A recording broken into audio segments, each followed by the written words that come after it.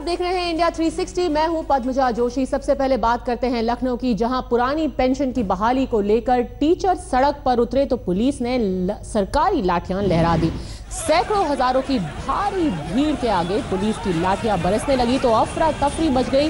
कईयों के सर फूटे, कईयों को गंभीर चोट लगी, लेकिन एक शख्स की मौत के बाद हालात बेकाबू हो गए। पूरे राज्य से हजारों लोगों ने डेरा डाला हुआ था और विधानसभा घेराव पर तुले थे। पुलिस ने पहले तो इन्हें रोकने की कोशिश की, लेकिन भीड़ बेकाबू हो गई। लाठीचार्ज में हालात ऐसे बन गए कि घंटों जाम लगा रहा। कई एम्बुलेंस भी इस जाम में फंस गई।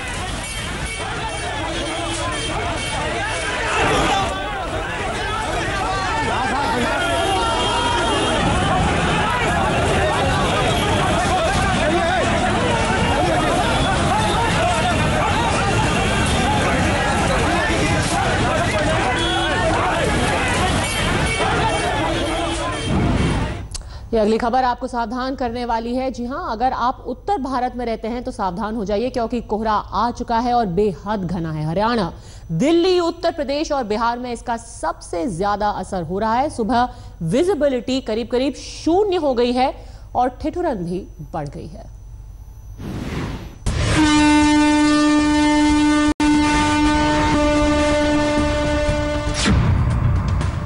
दिल्ली, पटना, कानपुर, इलाहाबाद, धौलपुर, भरतपुर, मुरादाबाद, लखीमपुर खीरी और न जाने कितने शहर कोहरे की मोटी चादर में गुम हो चुके हैं। यूं तो दिसंबर के आखिरी हफ्तों और जनवरी में ही कोहरे के कोहराम से सामना होता है, लेकिन इस साल नवंबर का अंतिम सप्ताह ही कोहरे के रूप में मुसीबतों का अंबार लेकर आया। उत्तर पश्चिम भारत, उत्तर भारत और उत्तर पूर्व भारत पर घना कोहरा छाया हुआ है। सबसे ज्यादा असर पूर्वी राजस्थान, हरियाणा, दिल्ली एनसीआर, उत्तर प्रदेश और बिहार पर पड़ा है। उत्तर प्रदेश के ऊपर की हवा बंगाल की खाड़ी से नमी खींच रही है, जिससे कोहरा बनने में मदद हो रही है। जहाँ तक यूपी की बात है तो अगले 3 दिनों तक हम पूरे यूपी में वार्निंग इशू कर रहे हैं dense to very dense fog की। तो दिल्ली में भी हम लोग अगले 3 दिनों तक dense to very dense fog की एक्सपेक्टेशन है हमारे पास। पिछले 2-3 दिनों से दिल्ली समेत कई शहरों में सुबह सुबह लोग घरों से बाहर निकल तो रहे हैं, लेकिन धुंध आंखों को धुंधला कर रहा है। एयरपोर्ट समेत कई इलाकों में विजिबिलिटी 0 तक गिर गई है। सुबह के समय विजिबिलिटी एकदम कम थी, कुछ दिखाई नहीं दे रहा था, क्योंकि पश्चिमी विक्षोभ के चलते पूरे दिल्ली एनसीआर में कोहरा छाया हुआ है। ठंडी हवाएं चलने लग गई हैं। पूरे उत्तर भारत में आने वाले दिनों में मौसम विभाग की माने तो कोहरे की ये चादर इसी तरह से फैली रहेगी। इस कोहरे की वजह से कई ट्रेन डिले हुई हैं, फ्लाइट्स डिले हुई हैं, ये भी रिपोर्ट आ रही है। लेकिन ये कहा जा सकता है, जो मौसम वैज्ञानिक कह रहे हैं कि अब आने वाले दिनों में कोहरे की मार से दिल्ली एनसीआर वासियों को 2-4 होना पड़ेगा।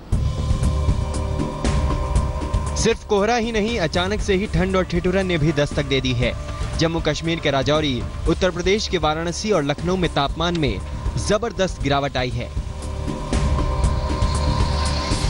कुदरत का इशारा साफ है, कंपकपाहट और कोहरे से बचकर रहने में ही सावधानी है। आज तक ब्यूरो।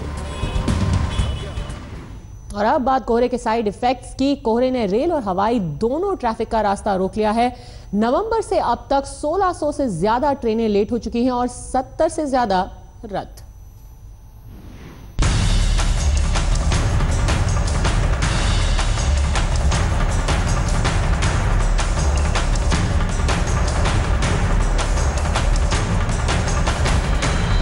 देश का तकरीबन आधा हिस्सा घने कोहरे की चपेट में है और जाहिर सी बात है, जब कोहरा है तो असर सीधा यातायात पर पड़ा है।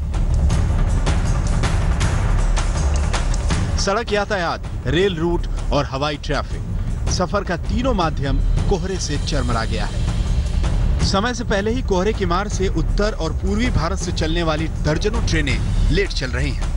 दिल्ली से चलने वाली 6 और 7 दिसंबर को 81 ट्रेनों का स्टेटस लेट है। 12 ट्रेनों के समय में बदलाव है और 3 ट्रेनें रद्द की जा चुकी हैं।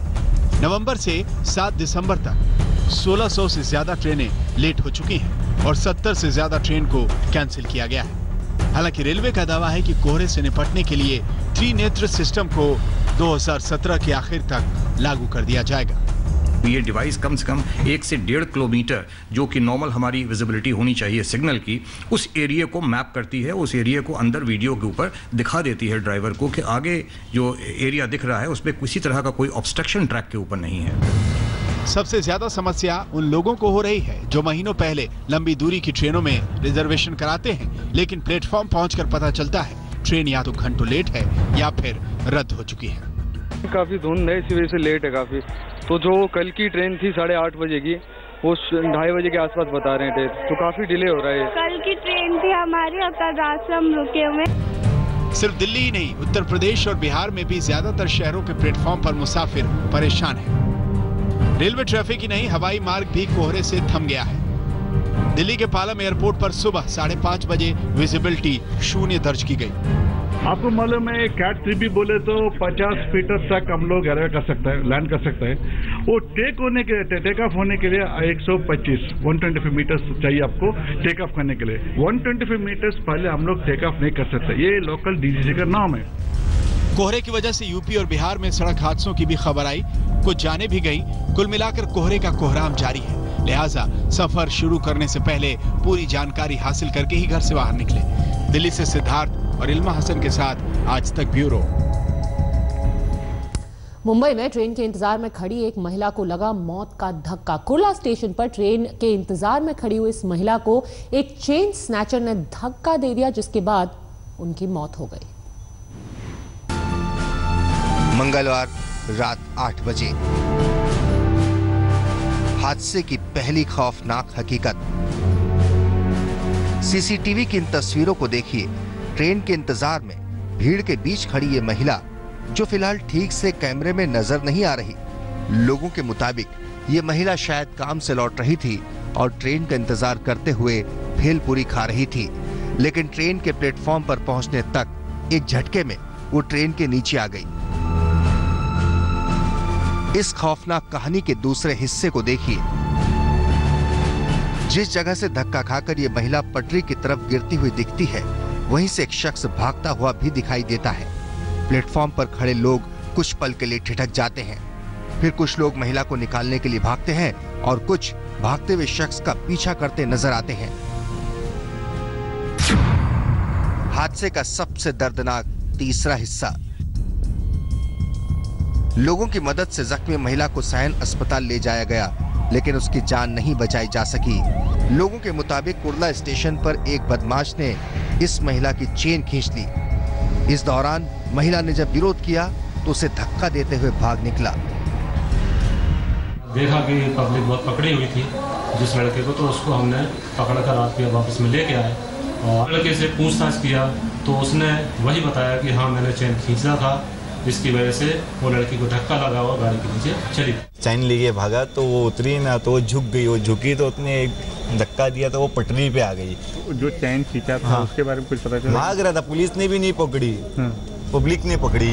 रेलवे महिला पुलिस भी पहचान के लिए जानकारी जुटाने में लगी है। कौन जाने दौड़ती भागती मुंबई के किस कोने में किसी का इंतजार हमेशा के लिए अधूरा रह जाएगा। एजाज खान, मुंबई आज तक। दिल्ली के सटे नोएडा में एक मॉल के पास उस वक्त आज अफरा तफरी मच गई जब बोरे में बंद एक लड़की का शव मिलने की खबर आई। एक ऐसी लाश जो खुद अपने साथ हुई दरिंदगी की गवाही दे रही है। देखिए मॉल के पास मेहंदी वाली मर्डर मिस्ट्री। दिल्ली से सटे नोएडा के बेहद हाई प्रोफाइल इलाके में बुधवार सुबह एक लड़की की लाश मिलने के बाद पैदा हुए सवालों का जवाब घंटों बाद तक नहीं मिला है। लेकिन ये 5 चीजें इस पूरी मर्डर मिस्ट्री के खुलासे में सबसे बड़ा सुराग साबित हो सकती है। जिस लड़की की लाश मिली है उसका नाम शाहिदा है। चश्मदीदों के मुताबिक सुबह करीब 6:30 बजे एक मॉल के किनारे बोरा मिला और जब इस बोरे को खोला गया तो मिली 30 साल की लड़की की लाश। जब पुलिस वाले आए तब उन्होंने वो बोरा काटा, बोरा काट के निकाल के फिर उसको 125 ले गए। हाँ, तो जो बोरा काटा उसमें क्या दिखा आप? क्या उसके कुछ नहीं दिखा, सर में चोट दिख रहा था, मुंह में कपड़ा था और सही थी। नोएडा के सेक्टर 18 में महिला की लाश मिलने से सनसनी फैल गई है। इस वक्त मैं सेक्टर 18 की उसी जगह पर हूँ। आप देख पा रहे हैं यहाँ पर, ये वो जगह है जहाँ पर जो महिला है उसकी लाश को फेंका गया था। लाश को तकरीबन 3 से 4 बोरे में बंद करके फेंका गया था। चूड़ियों के निशान यहाँ पर आप देख पा रहे हैं। जो महिला है उसके सर पर किसी धारदार हथियार से वार किया गया था। पुलिस ने लाश की पड़ताल की तो लड़की के हाथों पर मेहंदी से लिखा था शाहिदा और उसके दूसरे हाथ पर लिखा था फारूक। वो फारूक जो बॉयफ्रेंड भी हो सकता है, पति भी हो सकता है। लड़की को जलाने की कोशिश की गई। पुलिस को आशंका है कि लड़की का कत्ल देर रात या तड़के किया गया। उसको जलाने का प्रयास भी किया गया है। उसमें पेट्रोल की स्मेल आ रही है और हल्का सा जो बुर्का वो पहने हुए हैं वो जला हुआ भी है और चेहरे पे भी हल्की जलन के हैं। तो ऐसा लगता है कि उनको चेहरे को जलाने का प्रयास किया गया लेकिन सफल नहीं हुए। उसके बाद उन्होंने उसको बोरी में रैप करके बांध के और किसी गाड़ी से लाके वहां पर छोड़ दिया है। पुलिस ने लड़की के शव को पोस्टमार्टम के लिए भेजा है। सुराग खुल भी सकते हैं, लेकिन सबसे बड़ा सवाल यह है कि आखिर शाहिदा नाम की इस लड़की का मर्डर इतनी बेरहमी से किसने किया, वो भी दिल्ली एनसीआर में। भूपेंद्र चौधरी के साथ अरविंद ओझा, नोएडा, आज तक। आज नोटबंदी का 29वां दिन है, लेकिन अभी भी कई शहरों में कैश की किल्लत जारी है। हालांकि कतार की लंबाई जरूर थोड़ी घटी है, लेकिन लोगों के पैसे के लिए घंटों लाइन में खड़ा होना अभी भी जारी है। खास तौर पर कई सारे ऐसे एटीएम हैं जो शहरों में खाली पड़े हैं। बैंकों में भी अपनी तरफ से पैसे की रैशनिंग की जा रही है। अगर कोई 10,000 रुपए लेना चाहता है तो कुछ बैंक ऐसे हैं जो सिर्फ 4 या 5,000 रुपए ही दे पा रहे हैं।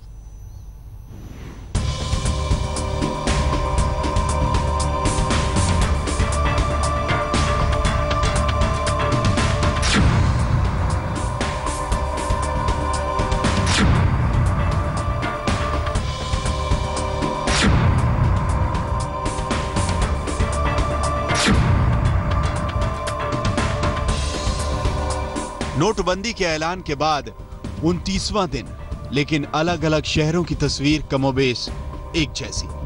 दिल्ली हो, मुंबई हो, कानपुर, आसनसोल या फिर गुजरात का शहर नर्मदा।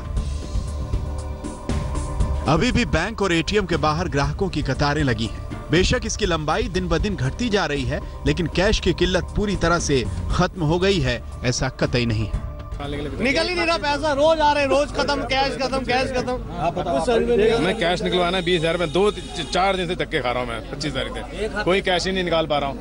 जिधर आप खड़े उसके 2-2.5 किलोमीटर की रेडियस में आपको हार्डली कोई एटीएम मिलेगा जो चालू है आज की तारीख में। अभी right now I have visited 4-5 ATMs. मैं सुबह 3 घंटे हो चुके भैया, अभी 1 घंटे मुश्किल से 2 कदम चल पाए होंगे। इतनी भीड़ यहाँ चल रही है।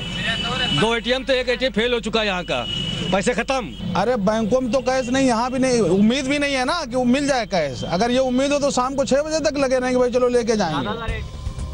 दिल्ली के मौसम की ठिठुरन बढ़ती जा रही है, लेकिन बैंक और एटीएम की लाइन में लगे लोगों का भेजा अब भी गर्म है। तभी तो कतार में खड़े लोगों की बैंक स्टाफ से नोक-झोंक भी हुई। एक मिनट बुला दो यार, आप एक बार बुला दीजिए ना मेरे को। अंदर क्यों घुस रहे हो आप?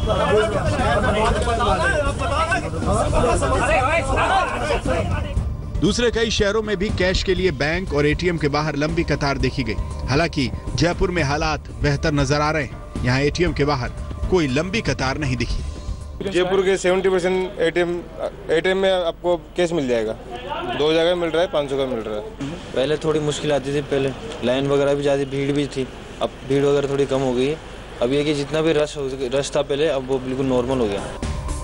सूत्रों के मुताबिक नोटबंदी के बाद सरकार के पास 13 लाख करोड़ रुपए से ज्यादा के पुराने नोट आ चुके हैं। इसमें से सिर्फ 33% रकम ही सरकार ने लोगों के बीच बांटी है। बैंक और डाकखानों से कुल 40,000 करोड़ रुपए के नोट बदले गए हैं। ये आंकड़े 6 दिसंबर शाम तक के हैं। सरकार ने जनता से 50 दिन का वक्त मांगा है। हालात में सुधार हो रहा है। उम्मीद है 50 दिन बाद सरकार का दावा सही साबित होगा। दिल्ली से मणिदीप शर्मा, चिराग गोठी, मुंबई से मुस्तफा शेख और जयपुर से देव अंकुर वधावन के साथ आज तक ब्यूरो। उन 50 दिनों में से 1 महीना तो निकल चुका है। नोटबंदी के बीच रिजर्व बैंक ने भी आम जनता को कोई राहत नहीं दी है। नोटबंदी के बाद आरबीआई ने अपनी पहली मौद्रिक नीति समीक्षा की। उम्मीद के विपरीत आरबीआई ने रेपो रेट में कोई बदलाव नहीं किया, यानी आपकी ईएमआई जितनी है उतनी ही रहेगी। आरबीआई गवर्नर का कहना है कि नोटबंदी की वजह से मौद्रिक नीति में फिलहाल बदलाव नहीं किया गया है। रेपो रेट को 6.25% ही रखा गया है। आरबीआई गवर्नर उर्जित पटेल के मुताबिक इस साल विकास दर कम रहेगी। विकास दर 7.6 से घटकर 7.1% रहने का अनुमान है। साथ ही महंगाई दर 5% के आसपास रहेगी।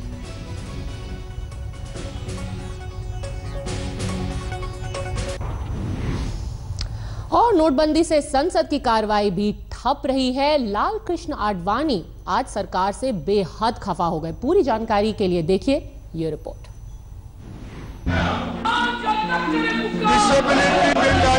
नोटबंदी के फैसले के बाद सरकार में जो हालात बने हैं उससे अब अपने ही सरकार को घेरने में लग गए हैं। एक तो संसद की कार्यवाही लगातार हंगामे की भीड़ चढ़ती जा रही है, ऊपर से अब लाल कृष्ण आडवाणी भी खफा नजर आ रहे हैं।